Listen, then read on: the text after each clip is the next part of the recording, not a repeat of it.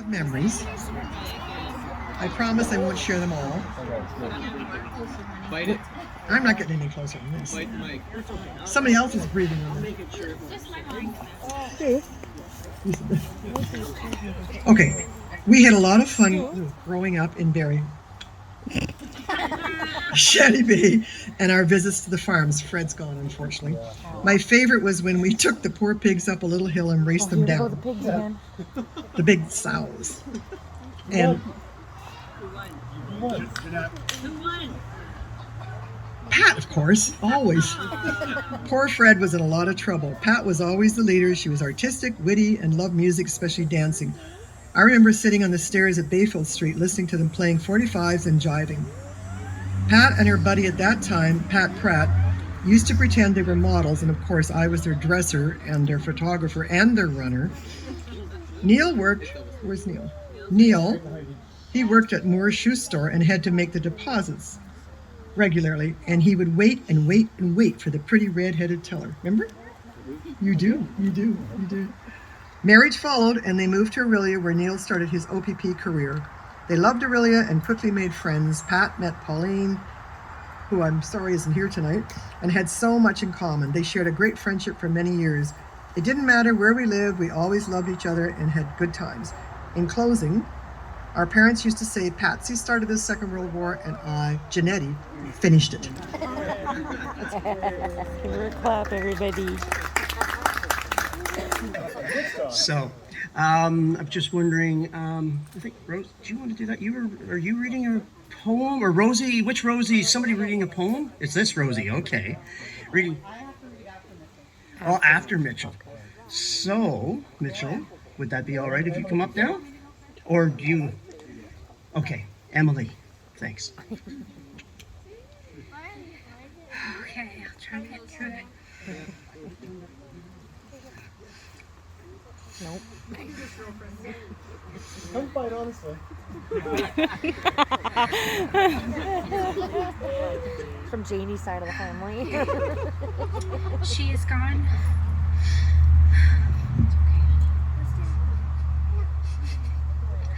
She would be telling me to get my shit together. Yeah, she would.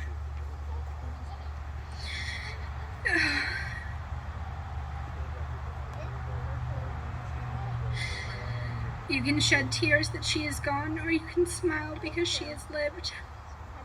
You can close your eyes and pray that she will come back, or you can open your eyes and see all that she has left. Your heart can be empty because you can't see her, or you can be full of love that you shared. You can turn your back on tomorrow and live yesterday, or you can be happy for tomorrow because of yesterday. You can remember her and only that she is gone, or you can cherish her memory and let it live on. You can cry and close your mind, be empty and turn your back, or you can do what she would want. Smile, open your eyes, love, and go on. Good job, Emmy. Good job, Emmy. This was prepared initially thinking I was going to be reading it at Guardian Angels. Okay. First things first, thank you, everybody, friends and family, for being here. I think you all know who I am. Regardless, I'm going to tell you. My name is Mitchell Hurtubise. Rose and Mike are my mom and dad. And I am Pat's favorite grandkid. Although I'm positive she told all of us that. Everybody here has been in some way involved in my grandmother's life. Patricia Marilyn Hurtubise, as fitting of a middle name for someone as I've ever heard in my life. Formerly Patricia Marilyn Mitchell, which I might add is a fantastic last name and is way easier to say than Hurtubise.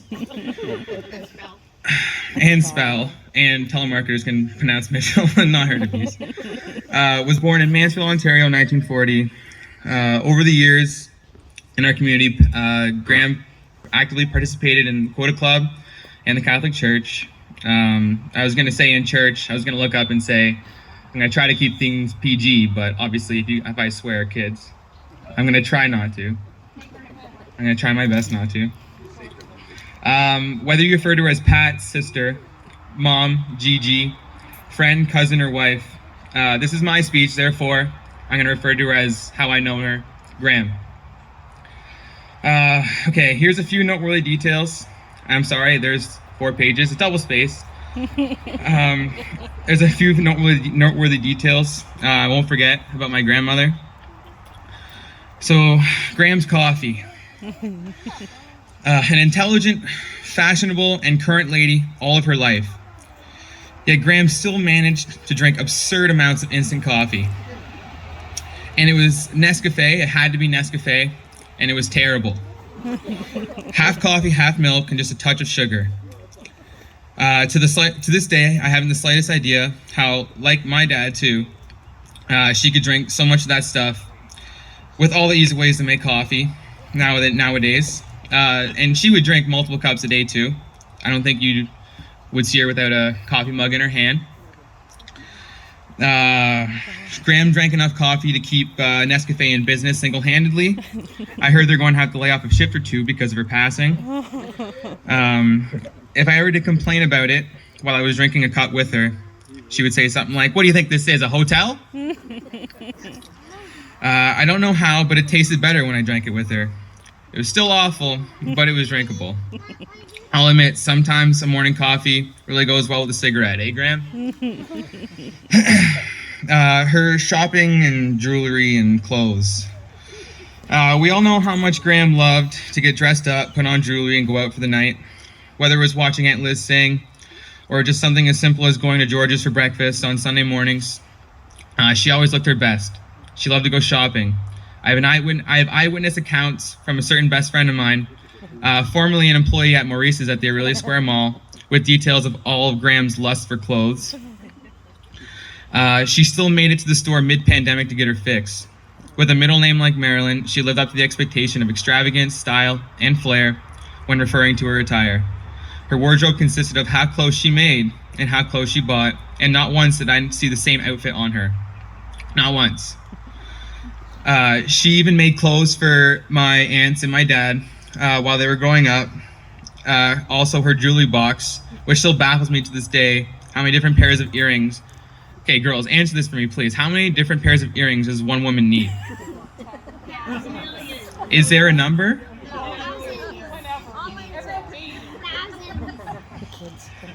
Some memories from summer holidays. So I usually spend a day or 2 a week there at 119 Penetang. Gran would keep me busy around the house. She loved to paint, as you know. While she had a project on the go, she would set me up, and I'd be at the dining room table with her, and she'd just give me a blank canvas, and that's the place I realized I'm not a painter. Or artist, for that matter, but I didn't care. I was hanging out with Graham. It didn't matter what I was doing, to be honest. Dishes, cooking, vacuuming, doing laundry, even polishing silverware with toothpaste. I was just happy to spend time with her because of how much I admired her. Even when I would say, "Graham, I'm thirsty," I knew I was going to get the response, "If you're thirsty, swallow your spit." I couldn't help cracking a smile. She had a few classic one-liners. After telling me a joke, if I didn't laugh, she would say, "Laugh or I'll bite your ass." Or when one of the grandkids or great-grandkids would start crying or fussing, "Stop crying, I'll give you something to cry about." Okay, the table. The kitchen table. So Graham's table was treated as a sacred place, and so this part is supposed to be an altar behind me. I was going to say as sacred as the altar behind me, but just Uncle David, so sacred. The place where the aforementioned instant coffee was consumed by the gallon, where the truth of the matter was always the moral of subjects discussed there. It was impossible to lie to that woman. She had a superhuman ability of smelling bullshit from a mile away, most likely gifted to her from growing up on the farm, Or by the time I was around, she had been living with Papa for more than 50 years, so that would do it too. All of life's issues were on the table at all times. No subject off limits, no joke from anyone, especially my dad, left unsaid. For example, a proctologist is walking down the hall of a hospital and a nurse stops him to sign a form. The doc reaches into his pocket, pulls out a thermometer, and says, "Shit, some asshole has my pen." Hell yeah. I was gonna say crap, some asshole has some pen. Okay. Anyways. I was gonna PG it, but then I got told we weren't gonna read it in the church, so I left it, okay? It's mine. It's mine, okay. Alright. Okay, so more than a few times I went to that kitchen and sat at that table without an answer to a personal problem, or had lost set of direction in my life. Every time I left, I always had a plan. I know I can speak for everyone and everyone who sat at that table with her. I was there for a few of Graham's famous table talks with a few of you guys here. Some funny and light, others serious and informative, but all who came and sat would leave feeling better about any situation. The confidence Graham emitted was part of her every fiber, part of her whole being, contagious, impressive, and intimidating. She was and still is the strongest person I have ever had the chance to meet during my 23 trips around the sun. Her ability to flip at the flip of a switch to become consoling, understanding, and supportive made her the ultimate motivator. A small story. So when I moved to Barrie in 2018, one afternoon during the summer, after my second semester, I found myself once again at the table, this time not seeking advice, just forgiveness. I felt guilty not visiting her. I didn't see her nearly as much as I would like to. I let her know how I felt, and I told her I was sorry. And she said, "Don't be sorry for living your life, hon. You're becoming independent. I've got your phone number if I need you, and you have mine if you need me." Which directly translated to "Don't be stupid." It was the push I needed. I need to be reminded that she had my back, that my family will always be there for me. I was there for a reason. She taught me what she could to help me through my journey in life. The last thing I said to her before she passed was, "Your work here is done. It's okay to go now. Thank you, I love you." Her living journey is over, and I'm sad, as I should be, but I'm glad too. It has become a relief knowing her suffering is over, and she is in a better place now. As I look around, Graham's impact will live on for years to come. She will live through all of us. She touched all of our hearts, gave us advice we will never forget. I will do my best to remember her, not in her final moments, but as a strong-willed, sharp as a tack weapon she was, and as everyone here should know, she will always be. She was the family's rock, a constant, and will continue to be after this day. She is not gone. She is a part of us, and every one of us. The godmother, as I like to call her, or the queen, or from this point on, you can refer to her as the baddest bitch on the planet.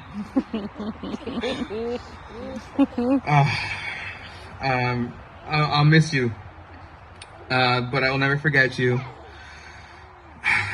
And I repeat, your work here is done. It's okay to go now.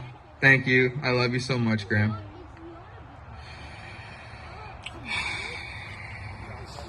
You did it. Thank you, guys.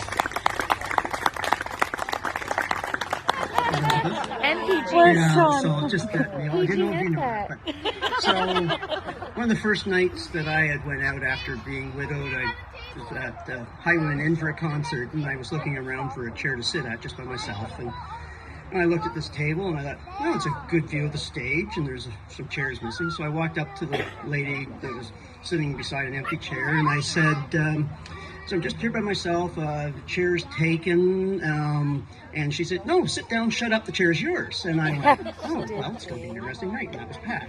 So I sat beside Pat for the night. And partway through the night, she had said that Elizabeth was sitting beside her and PG was there.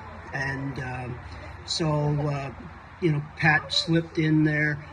Showed me Elizabeth's business card, so I got the name right. Said she was a singer and stood there. But one thing I did notice, and it was about her wit, was that when I said my name, and she turned to Elizabeth and said, oh, Dave number 3, another Dave. Meanwhile, of course, I knew nothing about the previous Daves, but I am Dave number 3. I am. Third time's a charm. There we go.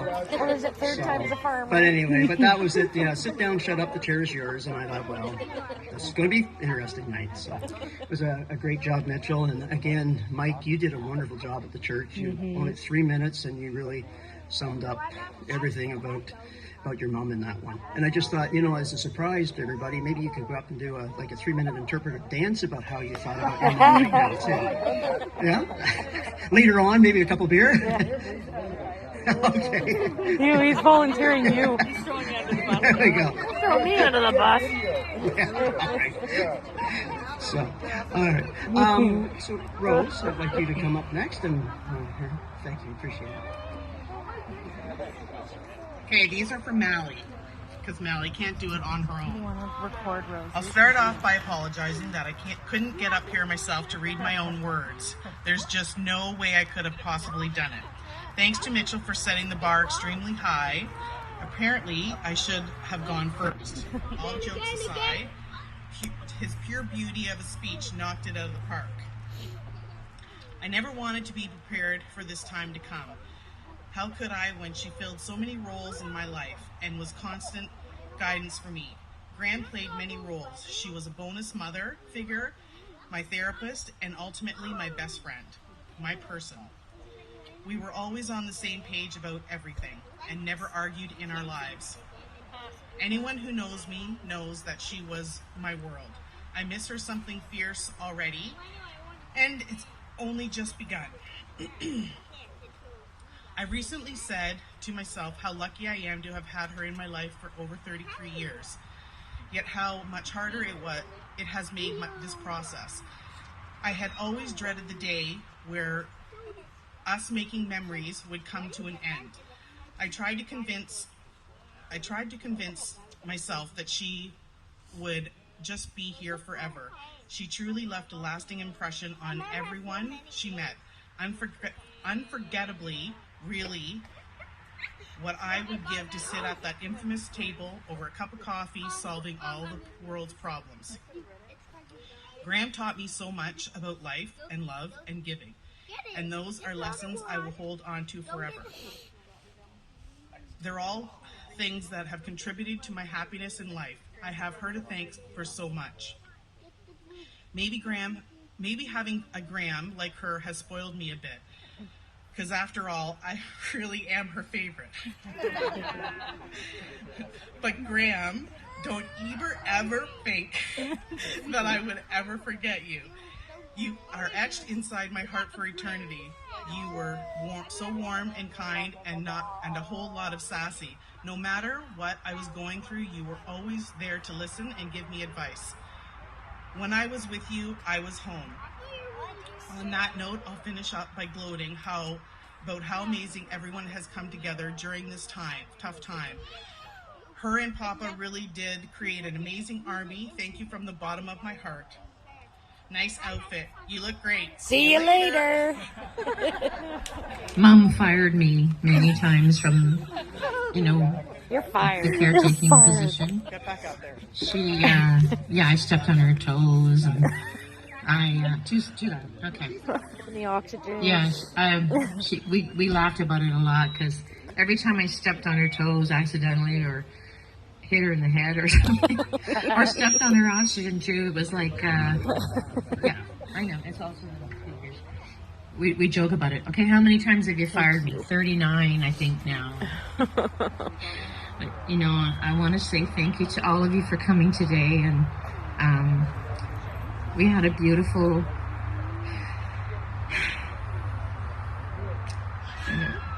Mike's yelling at her. Last few days with Mom, it was hard and it was sad, but I love you all so much, and we all got to be with Mom, and I'm so grateful for that time. I know you all miss her like I do. My heart hurts. I love her so much, and I'm wearing her dress. I'm wearing the necklace that I got from the old Stanton store where Mom was born. Anyway, I wanted to read this poem that's from, it was featured in 4 Weddings and a Funeral, which Mom and I watched a lot. We watched a lot of movies together, even though it was a really hard time. She was getting weaker and things were really hard for her, and she went through a lot of emotions. We tried to make the best of it. I said that to her, every day is a blessing, and nobody knows how much time they have, and everything we have, every moment we have together is very special. Tell each other you love each other. We all need to do that. Forget all the crappy things that have been said or done. It doesn't matter. Okay. You may have heard this poem before. It's beautiful. It just really touched me from the first moment I heard it. W.H. Auden, it's called Funeral Blues.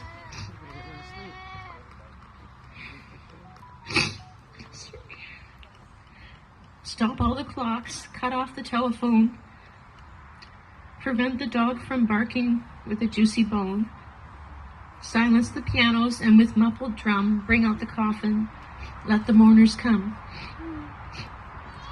The aeroplanes circle, moaning overhead, scribbling on the sky, the message he is dead. Put crepe bows round the white necks of the public doves. Let the traffic policemen wear black cotton gloves. I'm going to change this a little because she wasn't a he. She was my north, my south, my east and west. My working week and my Sunday rest. My noon, my midnight, my talk, my song. I thought that love would last forever. I was wrong. The stars are not wanted now. Put out everyone. Pack up the moon and dismantle the sun. Pour away the ocean and sweep up the wood, for nothing now can ever come to any good. I do want to say, though, as sad as that poem is, Mom and I had a lot of really great times. A lot of good times, a lot of happy moments, even when she was really, really sick. And we appreciated every day we had together, and it was hard, but, you know, she was so strong. She's one of the strongest people I've ever known, and I love her so much. I learned so much from her. I'll miss her when I'm singing and she's not out there smiling at me, being so proud of me. I love you guys so much too, and I just want you to know that. We don't say that enough to each other, maybe. We don't always think of saying that, but you guys mean so much to me. Thank you for being here today, and thank you for loving my mom, and thank you for doing so much for my mom. Love you. Yeah. Take care of yourselves. And Gigi would say, oh. Last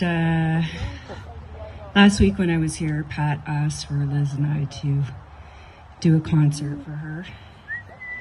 And it was really special for me to be able to sing with Liz, as always, and sing for Pat. And she was alert that day, which was a gift. So I'm not a speaker. I'm going to try to sing what we sang for her that day, if I can. I might start crying and stop, but whatever. Who cares? I am an old woman named after my mother. My old man was another child that's grown old. Dreams of thunder, lightning was desire. This old house, it would have burned down a long time ago. Make me an angel, flies from Montgomery. Make me a poster of an old rodeo. Just give me one thing I can hold on to believe in this living is just a hard way to go. When I was a young girl, well, I had me a cowboy. He wasn't much to look at, just a free rambling man. That was a long time, no matter how I cried. Those years just roll by like a broken down dam. Make me an angel, flies from Montgomery. Make me a poster of an old rodeo. Just give me one thing I can hold on to believe in this living is just a hard way to go. There's flies in the kitchen, I can hear them buzzing, but I ain't done nothing since I woke up today. How the hell can a person go to work in the morning and come home in the evening, have nothing to say? Make me an angel, make me a poster of an old rodeo. Just give me one thing, Lord, I can hold on to believe in this living is just a hard way to go. To believe in this living is just a hard way to go. To believe in this living is just a hard way to go.